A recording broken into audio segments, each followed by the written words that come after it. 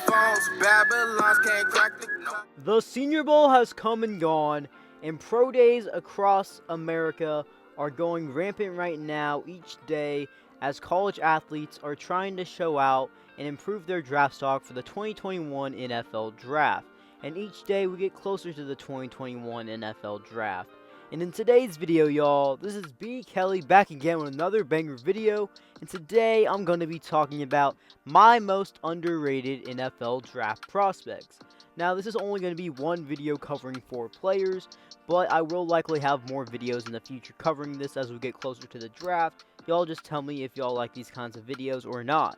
The first player that I'm going to be talking about today is defensive end Ronnie Perkins out of the University of Oklahoma. In the 3 seasons that Ronnie Perkins has been at OU, he has been an impact player on their developing defense in each season. In his first season at OU, where they ranked 101st in total defense in that college football season, Ronnie Perkins was one of the only bright spots on that defense.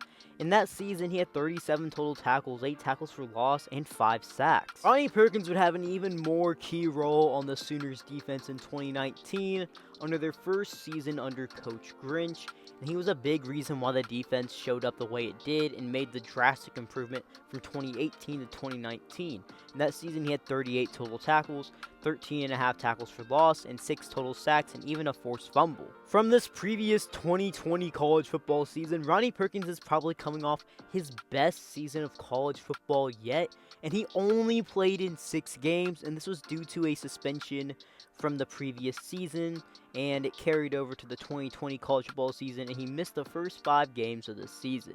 And when he showed up, that defense changed in an instant and became one of the more underrated defenses in the nation, and honestly, a defense that a lot of teams did not want to go against. I just want y'all to think about this real quick. Ronnie Perkins only played in 6 games in 2020, yet he was very close to actually passing some of the numbers that he set in previous seasons at Oklahoma. He had 23 total tackles, 10.5 tackles for loss, and 5.5 sacks in 6 games. In most mock drafts, people have Ronnie Perkins going in the 2nd round of the 2021 NFL Draft, and Ronnie Perkins, in my opinion, has to be one of the more underrated players in this whole draft. If he played a whole season, I'm guaranteeing you, he would be a 1st round pick. He's just that good. Yet, the suspension is going to weigh him down a little bit, not because of his character, but just because of how many games he actually played in the season. But I'm telling you, if he played a full season, he's going to be a 1st round pick.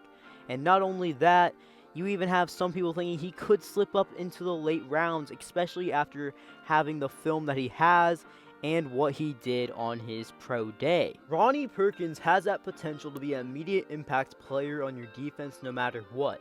Just look at what he did at OU and how he got better with time, and see how that defense as a whole got better, and when he was not in, how the defense actually was. The next player that I'm going to be talking about is also from the Big 12, and this is Tylan Wallace, wide receiver out of Oklahoma State. In Tylan Wallace's last 3 seasons of his 4-year career at Oklahoma State, he has been their biggest threat in the pass game so far. Just as a sophomore in the 2018 college football season, Tylan Wallace had 1,491 receiving yards, averaging 17 yards per game and 12 touchdowns through the air.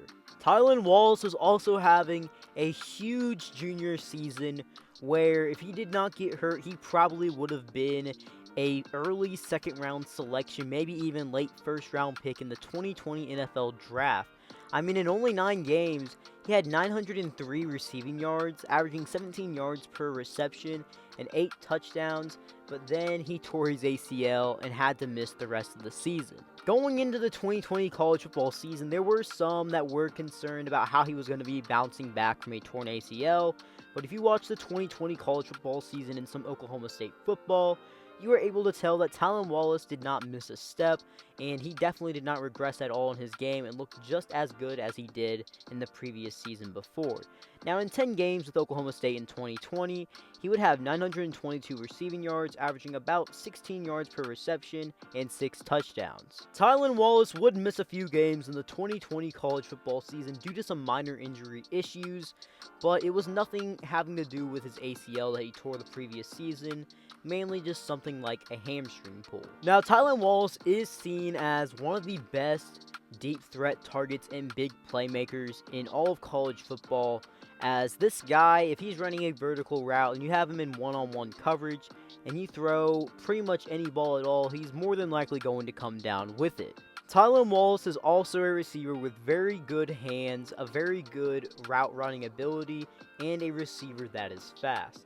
Now, some of the things that people say is his weaknesses, I really don't think is that bad. Now, people are pretty much more critical on Tylan Wallace due to the injuries, which really have not been a problem for him at all. He just had one big injury, and how at Oklahoma State, he primarily ran vertical routes, and that's what he ran most of the time. But when you're good at it, why wouldn't you run it? And in the NFL, why would he not be able to run any other route besides that?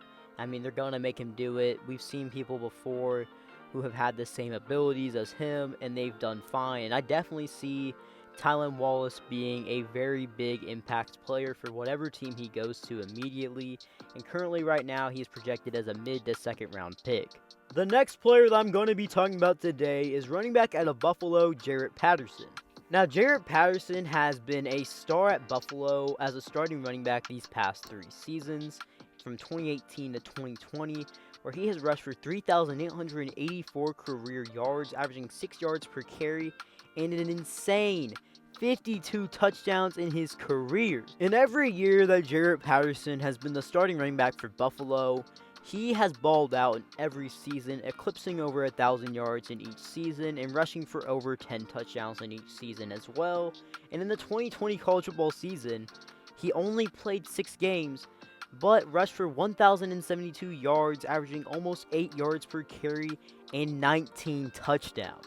Now, people have noticed Jarrett Patterson as one of the top backs in all of college football when he was at Buffalo, but they weren't really talking about him like, oh yeah, he's a top 5 back. Or going into this draft, they're not really talking about him as a guy that is going to be a game-changing back, or a guy who's really being mentioned as a top 5 back in this upcoming draft, even though he has the film. He has the ability to be one of the top backs in this draft as well, and is currently seen as a day 3 selection. Now, some of the things that people are critical of Jarrett Patterson for is his size, as he is a smaller back, how he's not really that much of a threat in the receiving game, as in his 3 years as a starting running back at Buffalo, he barely got the ball at all in the passing game. It was really just a straight running back only. And also the fact that he's not going to get as many carries in the NFL as he did at Buffalo. I feel like Jarrett Patterson is honestly getting slept on by a lot of people, and he will likely be a day 3 selection more in the 5th to 6th round. And I feel like people are not talking about him enough. When people are talking about some of the top backs in this draft, it seems like nobody wants to talk about Jarrett Patterson at all.